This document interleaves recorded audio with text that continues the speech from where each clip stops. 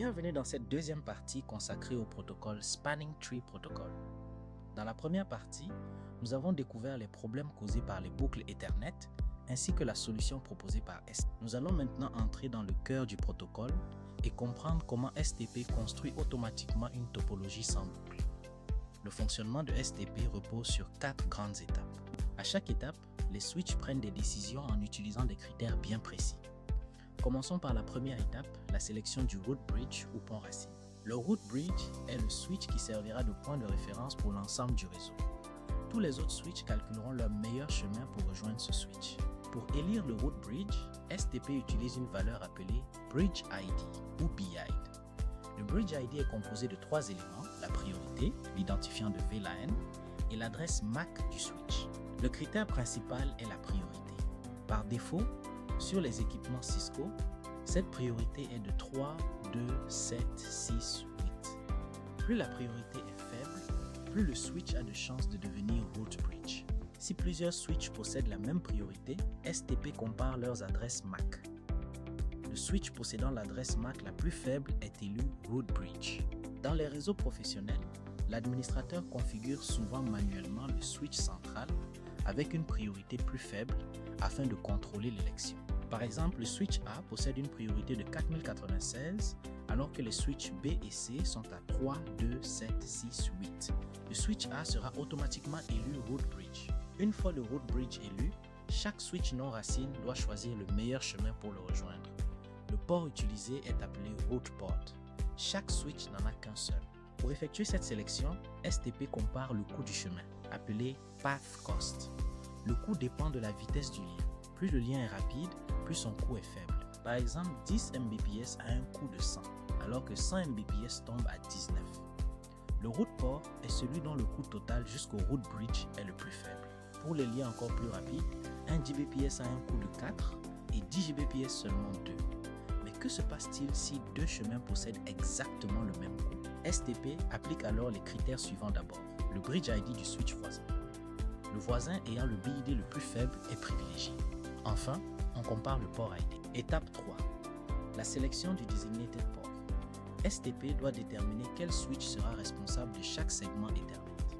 Chaque segment n'en possède qu'un seul. Le designated port est celui qui offre le meilleur chemin vers le root bridge. Tous les designated ports passent à l'état forwarding et transmettent normalement les données. Dernière étape, la sélection de ports alternatifs ou bloqués. Tous les ports qui ne sont ni root ni designated deviennent automatiquement des blocked ports. Ces ports restent connectés mais ne transmettent pas les données utilisateurs pour empêcher les boucles. Ils continuent uniquement à écouter les messages BPDU. Si un lien tombe, STP le détecte et débloque un port de secours pour établir un nouveau chemin. Cela assure la continuité du réseau sans intervention humaine. Pour résumer, première étape, élection du root bridge.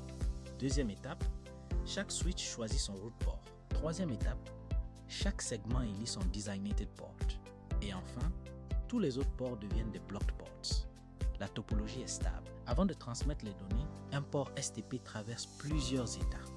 Cette séquence est cruciale pour éviter l'apparition de boucles lors des changements. Le premier état est blocking aucune donnée transmise. Ensuite vient listening, le switch calcule la topologie mais n'apprend pas encore les adresses MAC. Dans l'état learning, il apprend les adresses MAC. Enfin, l'état forwarding rend le port opérationnel pour les trames Ethernet. Le port disabled est désactivé manuellement. Port STP peut mettre jusqu'à 50 secondes avant de s'activer. C'est trop long pour un ordinateur ou un téléphone IP. Cisco a donc créé PortFast. Avec PortFast, le port passe directement de blocking à forwarding sans attendre les phases intermédiaires. La connexion est quasi instantanée pour l'utilisateur. Attention, PortFast ne doit jamais être activé sur un lien reliant deux switches car cela créerait immédiatement une boucle Ethernet. C'est réservé aux équipements terminaux. Cisco recommande d'associer PortFast à BPDU Board. Si une BPDU est reçue sur ce port, cela signifie qu'un switch a été branché par erreur. Dans ce cas, BPDU Board place immédiatement le port en état Air Disabled pour protéger le réseau. C'est une bonne pratique indispensable en entreprise. STP offre des avantages majeurs. Il élimine les boucles, protège contre les tempêtes de broadcast et stabilise les tables d'adresse MAC. Il garantit une haute disponibilité en activant automatiquement les liens de secours sans intervention humaine. C'est la base de la résilience réseau. STP a évolué. RSTP réduit la convergence à quelques secondes, tandis que MSTP optimise les performances pour les réseaux avec de nombreux VLAN. Vous savez maintenant comment STP construit une topologie fiable. C'est un pilier fondamental à maîtriser pour tout administrateur réseau Cisco. Dans la prochaine vidéo, nous passerons à la pratique sur Switch Cisco. Si cette formation vous a plu, donnez-nous un pouce bleu et abonnez-vous. À très bientôt!